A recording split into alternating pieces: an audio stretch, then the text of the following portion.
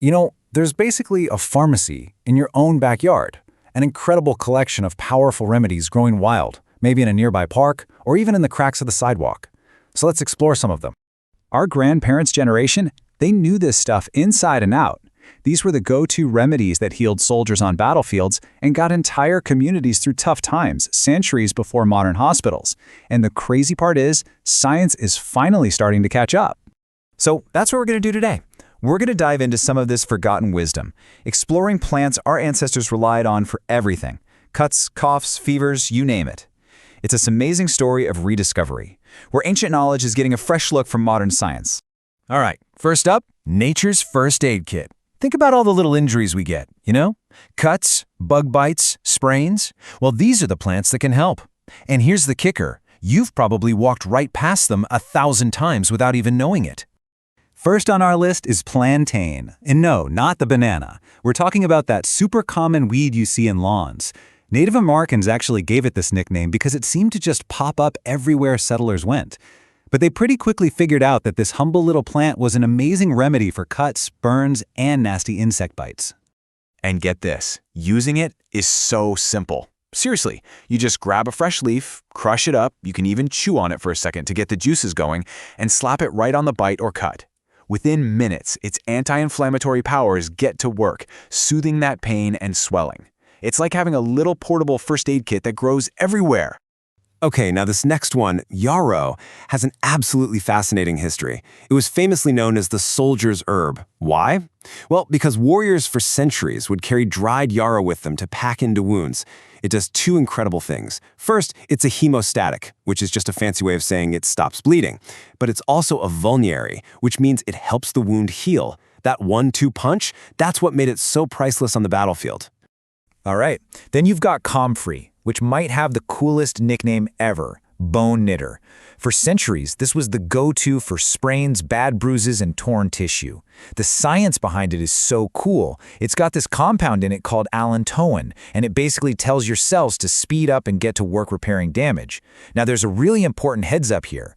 Comfrey is for external use only. You don't want to ingest it. So it's an incredible healer for sure, but you've got to use it the right way.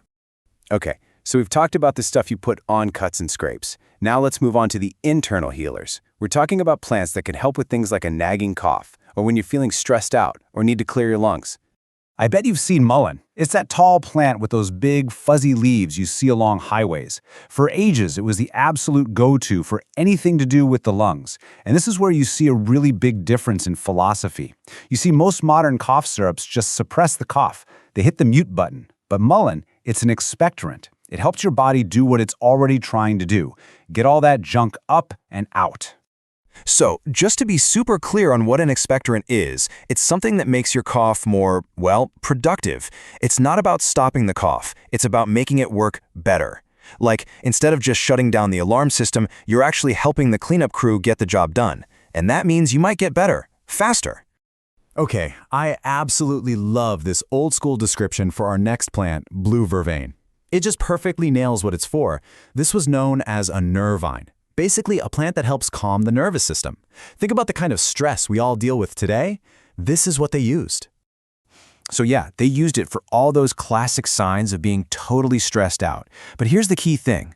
It's not like a heavy-duty sedative that's going to knock you out. It's way more gentle. A much better way to think of it is like a reset button for a nervous system that's gone into overdrive, just helping you unwind naturally. All right, let's shift gears now to what you might call the heavy hitters. These are the ancient super medicines. We're talking about plants with these long, dramatic stories that, believe it or not, are now being backed up by some serious scientific research. First up is barberry. And just wrap your head around this. People have been using this plant as medicine for over 2,000 years. We're talking multiple cultures, across continents. That's not a fad, right? That tells you something's really going on here. This was a true cornerstone of ancient medicine. So what's the secret? Well, berberry is packed with a compound called berberine. And let me tell you, scientists today are really excited about this stuff. We're talking about a powerful antimicrobial that can go toe-to-toe with some antibiotic-resistant superbugs. Plus, it has all these other benefits for your metabolism. It is the perfect example of ancient wisdom becoming cutting-edge science. So think about this for a second. Before you could just pop an aspirin for a headache, what did people do? What was the solution for a fever? Well, the answer was probably growing in a field just down the road. The plant is called meadowsweet, and it's literally where aspirin comes from. See, it naturally contains salicylates. Those are the compounds that do the heavy lifting for pain and fever relief. But here's the mind-blowing part. We all know aspirin can be rough on your stomach, right? Well, herbalists traditionally used meadowsweet to soothe the stomach. And that just perfectly sums up the whole idea here, doesn't it?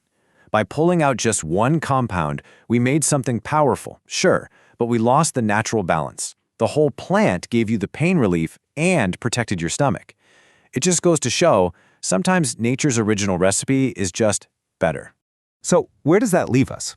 Look, this isn't just about learning a cool list of plants. It's about something bigger. It's about reclaiming this incredible forgotten knowledge and, honestly, learning to see the world around you with totally new eyes. I think the real lesson here is about balance.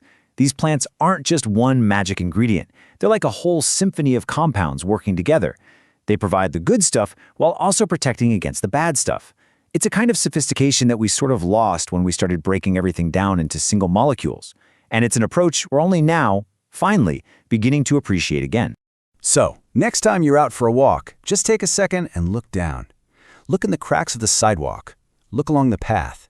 You never know. The most powerful medicine you might ever need could literally be growing right there. Really makes you wonder, doesn't it? What other forgotten wisdom is just waiting for us at our feet?